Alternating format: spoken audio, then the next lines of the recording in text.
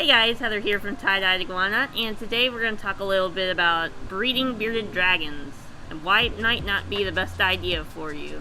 Now you probably see us here at Tye-Dye breeding our bearded dragons, getting lots of cute little babies, and you might think, oh, it would be so cool if I had my own male and female pair of beardies and breed them and get some cute little babies too. But there's a few things you're going to have to consider before you start thinking about breeding your own bearded dragons. Let's go check them out. Now the first thing you're going to want to consider before you breed bearded dragons is how many babies you'll get from each clutch. Now a female beardie can lay between 20 to 30 eggs per clutch, sometimes a little less, sometimes even a little more. So you're going to get a lot of babies, and these babies, they grow up fast. And bearded dragons are known for having huge appetites, and when you've got 20 to 30 babies running around that you're trying to care for, and each one of them eats about 2 to 3 dozen small crickets a day, that's going to be a large food bill. You will be having a hard time keeping up with their little appetites, and it's going to cost a pretty penny. So that's one of the things you're going to want to consider is, do I have enough money to be able to feed 20 to 30 little bearded dragons? So cost is one important factor of the situation. And of course that kind of leads us to the next thing. What are you going to do when all those baby beardies grow up? Do you have homes prearranged for them? Do you have either friends or family that are ready for a bearded dragon? Do you have homes lined up for these little guys? Because if you don't, you might find yourself stuck with 20 to 30 bearded dragons that are getting bigger every week. These guys grow extremely fast, and you'll eventually have to separate them all, because of course 2 males can't go together, and if you put a male and female together, they'll eventually breed and make even more babies.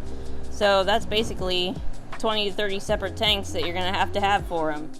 And are you really going to be able to house that many bearded dragons in your home? Just the sheer amount of space it would take up would be astronomical. So if you do plan on breeding your beardies, you just want to make sure that you have homes lined up for the babies. And also, you got to consider the fact that you got to be prepared to house them if you can't find them new homes right away. So you got to be prepared for the housing and the cost of feeding, of course. And then you also got to consider the fact that a female beardie can produce many clutches just from one breeding session.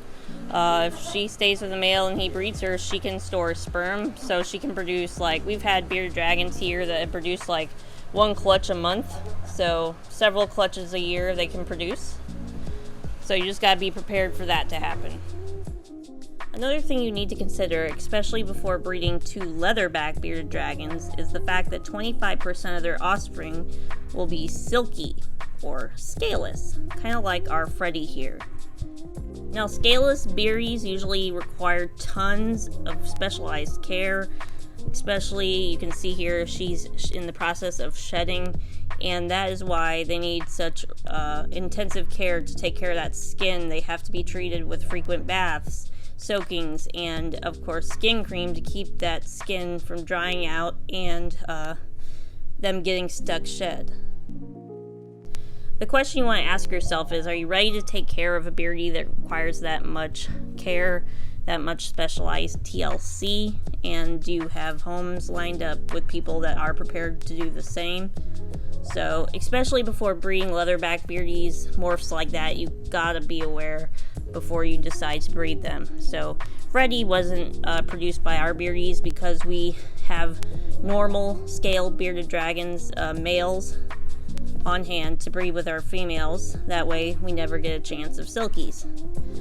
So yes, you do need to take what morphs you're breeding into account before you decide to breed your bearded dragons, for sure.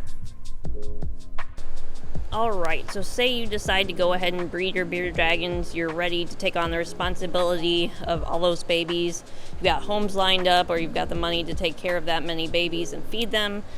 You got to make sure that you have some way to incubate your eggs. You can't just have them lay eggs and be like, oh no, what do I do with the eggs now?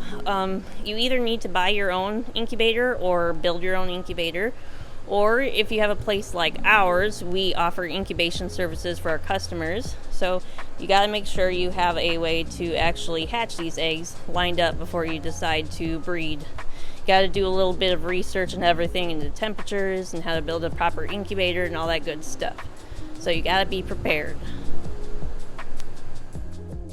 So yeah, hopefully going over those considerations will kind of make you think more about why you want to breed your bearded dragons and some of the responsibilities that go with it.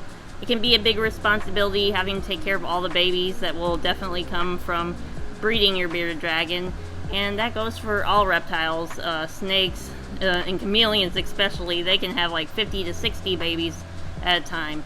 That's when you've got to really know what you're going to do with the babies once they hatch out. But yeah, if you are ready to take on the responsibility, if you've gone over all those different things and you say, hey, I can do that, I am ready. Reptile breeding can be a rewarding experience. It can be fun, especially when you get different morphs in the picture and you can produce all sorts of different morphs. So yeah, hopefully this video helped you guys out, and we'll see you next time. Bye.